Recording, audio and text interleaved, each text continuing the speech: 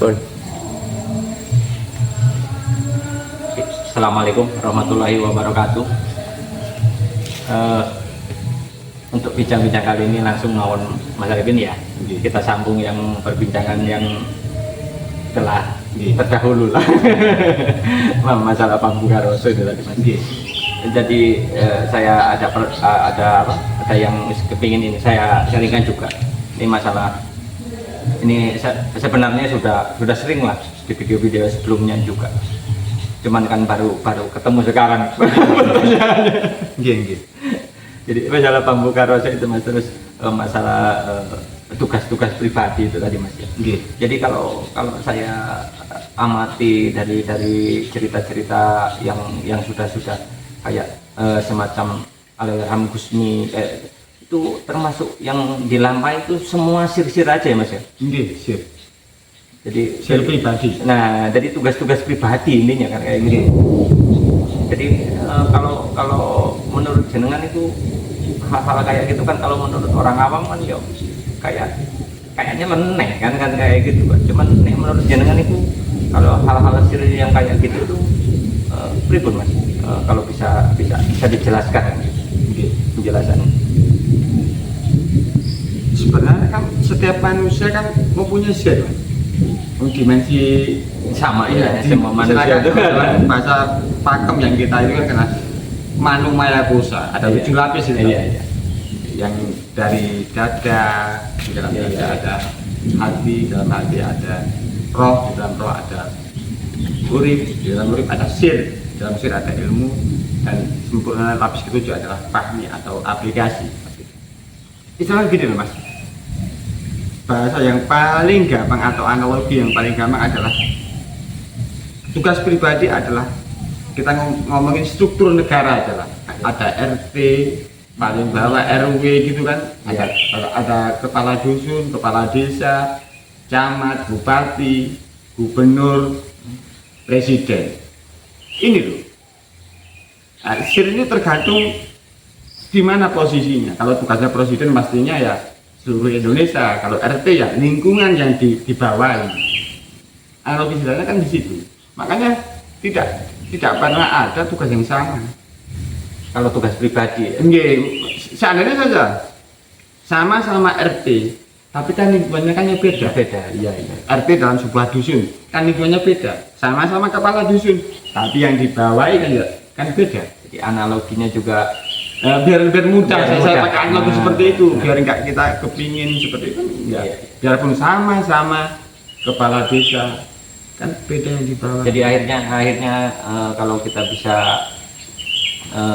mencermati, memahami dari segi itu kan ya intinya ya nang bambu karoso juga kan, kita bisa mengerti bahasa kemampuan kita lah nih, kalau bahasa itunya apa namanya, tahu apa yang harus kita perbuat, harus apa yang kita itu kan, jadi tahu tahapannya lah Mas, maksudnya. Jadi kita nggak bisa langsung mencontohkan. Kebanyakan orang kan gini, ada satu tokoh lah kita contoh kan gitu, tanpa dasaran ilmunya yang dipahami kan gitu kan.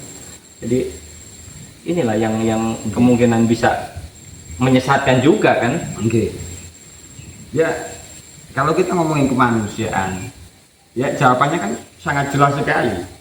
Saya ingin jadi sampean, bisa enggak? Sampean ingin jadi saya, bisa enggak? Itu kan sangat jelas sekali. Cuman hal seperti ini sebenarnya harus diilmiahkan sebenarnya. Enggak dibikin klinik atau dibikin yang rumit. Sebenarnya sederhanakan setiap permasalahan itu, insya Allah ketemu poin, ketemu kuncinya, ketemu bibitnya, atau ketemu rahasianya.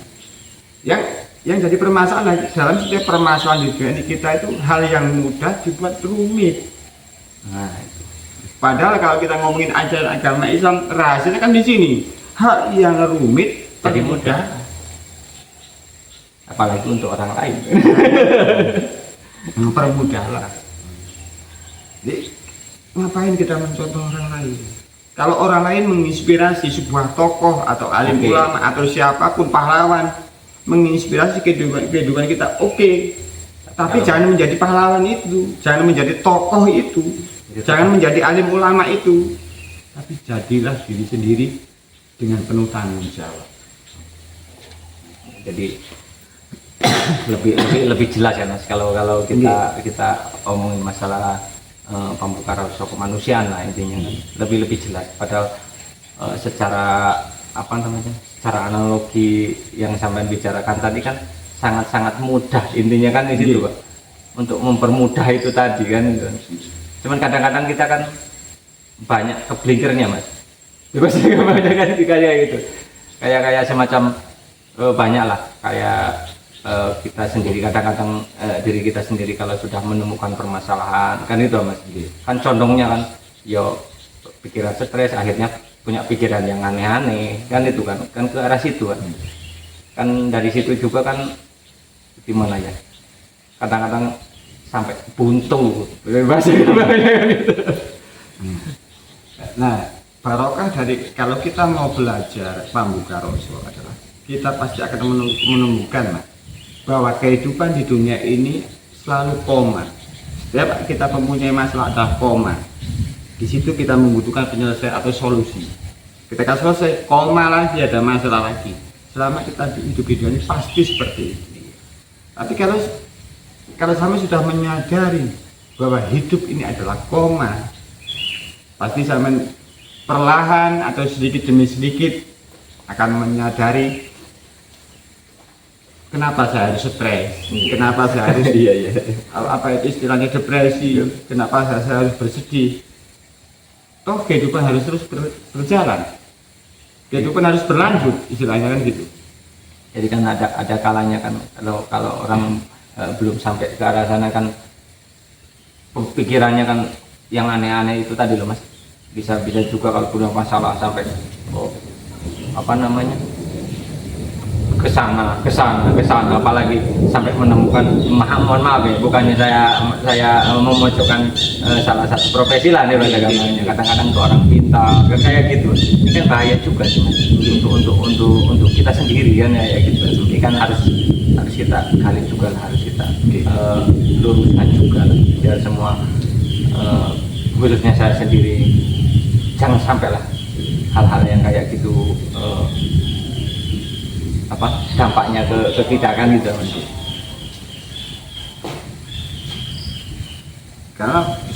Karena secara umum setiap permasalahan di dunia ini kan sangat kompleks sekali, banyak sekali permasalahan. Setiap individu mengalami berbagai macam permasalahan sesuai dengan apa yang dihadapi. Tapi poin sederhana, kalau kita mau berdamai dengan masalah tadi, istilahnya berdamai dengan masalah tadi adalah kita mencari jawaban dari sebuah pertanyaan, atau yang kita fokusnya adalah ketika kita mendapatkan masalah, poin sebenarnya yang harus kita lakukan adalah apa solusinya harus saya lakukan. Kan bukan lari, istilahnya lari ke paranormal atau lari ke sakral tertentu. Bukan saya merendahkan profesi paranormal, tapi kalau kita sudah bisa menggali pambuka rasa kita, hal-hal semacam itu kemungkinan bisa dihindari lah. Soalnya kan ini realita Mas ya, realita kehidupan, banyak hal-hal yang kayak gitu. Makanya saya ingin berbincang-bincang, sharing kan, bisa tambah pengalaman lah intinya kan, tambah pengetahuan juga, tambah ilmu juga kan, kita berbagi. Soalnya kadang kita sebagai manusia itu kan selalu, makanya itu dari tadi saya dengar hidup itu koma. Sebenarnya kan dalam kehidupan ini gak ada lah setiap orang yang tidak punya masalah kan kayak gitu Pak. Jadi setiap masalah satu selesai mesti muncul lagi ada masalah lagi kan yang lainnya kan di situ Pak. Jadi itulah yang harus kita perbaiki terus intinya kan kayak gitu Mas. Karena titik yang sudah terjadi adalah kelahiran kita kan sudah titik. Kita sudah tidak bisa memilih siapa orang tua kita, dari kalangan keluarganya seperti apa kan, agamanya apa, suku apa, kan tidak, itu sudah titik. Dan titik kedua adalah kematian kita. yang sudah pasti lah ini. Ya pasti kita sama percaya nggak percaya, mau atau tidak mau, sampai dan saya menuju ke arah kematian. Jadi semua lah, intinya Dan semua manusia. sekarang bukan nanti, Sekarang itu kita sudah menuju ke kematian. Sebuah contoh saudara, kenapa kita sekarang menuju kematian? Kalau sama menyadari fisik sama menurun, penglihatan sama mulai menurun, segala sesuatu yang tadinya oke, sekarang perlahan menurun. Apalagi kalau kita berbicara agak sains sedikit ke ilmu biologi, setiap sel kita tiap hari baru dan meninggal, di setiap fase umur pasti antara sel yang baru dengan sel yang mati akan berkurang, terus berkurang hingga yang dinamakan kematian dalam ilmu biologi adalah ketika setiap sel tubuh kita sudah tidak berfungsi, tidak baru lagi, atau istilahnya tidak berfungsi lagi, itu ada kematian secara ilmu biologi. Jadi masalah kematian itu pastilah. Kan kita nggak perlu menakutkan kematian, apalagi ingin mati. Poin yang harus kita lakukan di dunia ini adalah bagaimana cara kita mengisi kehidupan ini dengan sebaik mungkin, bermanfaat. Paling tidak, Mas, dinamakan kita berhasil hidup di dunia ini adalah ketika kita sudah meninggal dunia atau kita sudah tidak ada di dunia ini, ada orang yang merakyat. Tanda sama berhasil menjalani kehidupan di dunia ini adalah ketika sama sudah meninggal, Banyak yang merindu. sama dirindukan banyak orang. Ya. Tetapi ketika kita di buku atau dinilai tidak berhasil dalam kehidupan kita adalah ketika kita meninggal, banyak orang bergembira atas meninggalnya kita. Berarti kita tukang resek istilahnya.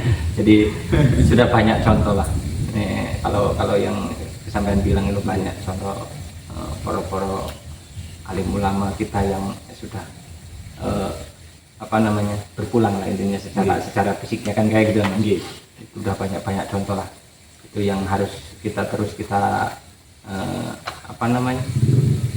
menginspirasi lah. Kalau bahasa Makanya paling enggak kalau kita sudah berkeluarga, paling enggak kita bisa tersenyum saat kematian kita adalah anak, istri, dirindukan keluarga, merindukan kita biarpun pada saat-saat tertentu. Itu poin-poin. Itu sudah poin penting. Enggak harus setiap manusia mengingat kita atau merindukan kita. Paling rendah lah, minimal. masih dirindukan anak istri lah. Jadi ini ada agak melangkah sedikit aja dari Pambuka Roso, kan ada yang namanya untuk mengatasi dari Pambuka Roso ini kan saya juga pernah mendengar dari perbincangan yang dulu dari sampean itu Mas, kalau kita sudah mengalami Pambuka Roso kan ada tingkatan lagi ya. Itu yang dinamakan apa itu? Oh, itu sudah menginjak ke laku namanya. Oh, udah ke laku itu ya? Laku itu ada beberapa step lah. Ada beberapa step. Kalau orang Jawa ada dibagi 5 step istilahnya. Kalau pemahaman orang Jawa, yaitu 1 kunci, 2 asmo, 3 mijil, 4 singkir, kelima adalah pawli. Jadi udah dari Pambuka Roso itu udah mulai laku lah intinya. Masalah kenapa? Kalau sama sudah sukses melakukan Pambuka Roso, sama akan menemukan kunci kehidupan. Itu bukan kunci macam-macam, tapi kunci kehidupan sampean. Kalau dalam ajaran Islam, sama sudah tahu yang namanya Bismillahirrahmanirrahim, itu sama paham dan sama bisa menggunakan Bismillahirrahmanirrahim ini dalam segala aspek kehidupan sampean. Mau makan, mau aktivitas jalannya sama pakai kunci Bismillahirrahmanirrahim. Jadi kunci kehidupan. Kunci kehidupan. Jadi kalau kita sudah mengenal Pambuka Roso baru laku lah intinya, kalau kayak gitu lah Mas ya. Baru mempraktekkan apa yang harus sama lakukan ini. Terus tentang kunci itu kunci kehidupan. Apa sih Mas kunci kehidupan itu yang harus kita bedah lagi Mas? di setiap daerah, di setiap wilayah, di setiap guru pengajar itu mempunyai bahasa yang berbeda-beda. Kalau kita ngomongin, kalau kita orang Jawa, orang Indonesia, Nusantara, kunci adalah kumpul nunggal suci. Dari segala aspek ana maya kusa kita, mano maya kusa kita, prana maya kusa kita, vikyana maya kusa kita, ananda maya kusa kita adalah sudah suci, sudah sempurna. Dalam bahasa umum, hidup penuh dengan kebahagiaan. Situasi apapun, kalau saling sudah bahagia, kaya, miskin, sukses, bangkrut, Gak ada bedanya. tidak ada masalah. Gak ada masalah. Itu ada step, dan kalau mengarah ke step ini ya harus punya guru. Nggak bisa Ya, minimal kan ada Iya, bocoran sedikit iya. aja. untuk cover gitu ya kan. Minimalkan di situ.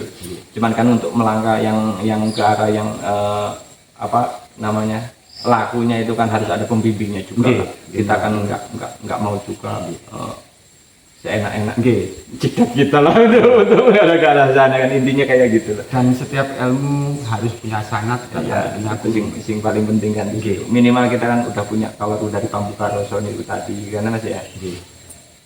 Tapi kalau kita mulai kepingin membahas ke arah sana kan harus ada guru-guru pembimbing. Mas. Di lain kali mungkin kita akan membahas itu. Mungkin lain kali. Oh Di iya, kesempatan yang lain. oke. Jadi Istilahnya wedar kaweruh. iya, Masalah kan saya bukan mursyid atau guru pembimbing. cuman untuk wedar kaweruh. Wedar kaweruh monggo. Kan bebas, wedar kaweruh kan bebas. Tapi kalau untuk mengarah ke ajaran ini, kita harus istilahnya berbaikat dengan guru atau memilih seorang guru. Jadi Dan saya bukan guru. Jadi maksud saya gini. Mohon maaf. Jadi untuk wedar kaweruh ini bisa sampai ke arah yang apa namanya, Pauling itu bisa juga Mas ya. Boleh. Sekedar kaweruh. Iya, kaweruh kan hanya sampean dari tidak tahu menjadi tahu, itu namanya wedar kaweruh. Istilahnya ilmu kan bebas di dunia ini, Mas. Tapi dari sampean tahu menjadi dari yang tidak tahu menjadi tahu. Tapi untuk merasakan ya harus dibimbing seorang Iya, guru. iya. Jadi harus kan sampean harus merasakan kopi ya harus ada yang meracik dan sampean meminumnya. Misalnya apa? Kalau kita sekedar untuk bertindak sendiri, kita nggak tahu dosis kita seperti apa kan gitu Mas. Tapi kalau ada gurunya otomatis kan, oh cara meracik, kalau bikin kopi ini 1 sendok gula kan gitu. Kan lebih paham lah intinya kan kayak gitu. Poinnya di situ. Jadi untuk sekedar kaweruh kemungkinan bisa kita obrolkan lagi Lain kali, dan mungkin kita akan membicarakan beberapa tokoh Jawa untuk yang harus kita undang karena kita orang Jawa. iyalah. Masa kita orang Jawa mengunggulkan tokoh di luar Jawa kan nggak pantas lah Iya. istilahnya. Itu lebih penting juga Mas. Jadi untuk kita mengemukakan tokoh-tokoh Jawa juga kan, untuk mengingat kita juga lah bahwa nenek moyang kita, mbah buyut kita, nenek bahasa gampangannya ya, tetap orang Jawa masa kayak mbah buyut kita ya kan juga pantas juga lah. Dan apa itu kata-kata motivasi bagi Pak Karno itu sungguh luar biasa. Ketika Pak Karno suatu saat berbicara atau berpidato, jadilah orang Islam tapi jangan menjadi orang Arab. Jadilah orang Hindu, beragamalah Hindu tapi jangan jadi orang India kan. Jadilah apapun agama sampean tapi jangan tidak menjadi Indonesia atau jangan tidak menjadi Jawa. Kan itu poin yang sangat berharga. Kebanyakan zaman sekarang terlalu latah. Kalau bisa jadi orang Arab kan gitu. Kalau ini jadi orang India, loh, kita harus tetap agama apapun yang kita peluk, kita harus menjadi tetap Indonesia. Karena kita lahir di sini, makan di sini, tidur di sini, bahkan akan meninggal di sini. Ini poin penting juga untuk saudara-saudara kita. Ini bukan apa namanya, ya jadi kebanyakan sekarang itu. Dan harus kita akui, Harus kita akui. Itu harus kita akui fakta yang terjadi. Jadi kita beragama Islam tapi jadi orang Arab. Kan kayak gitu. Banyak lah, banyak sekali. Cuman kita kan nggak ke arah sana. Cuman kita di sini berbincang sekitar berbagi kabar, sharing, sharing, ngomongin kehidupan kehidupan kita sehari-hari ya. dan belum tentu ada jaminan kebenaran dari apa yang kita ucapkan, apa yang kita omongkan juga. Jadi yang saya sharingkan dengan jenengan juga itu kan permasalahan intinya kan permasalahan kita sendiri, Kita bukan sendiri. permasalahan orang lain.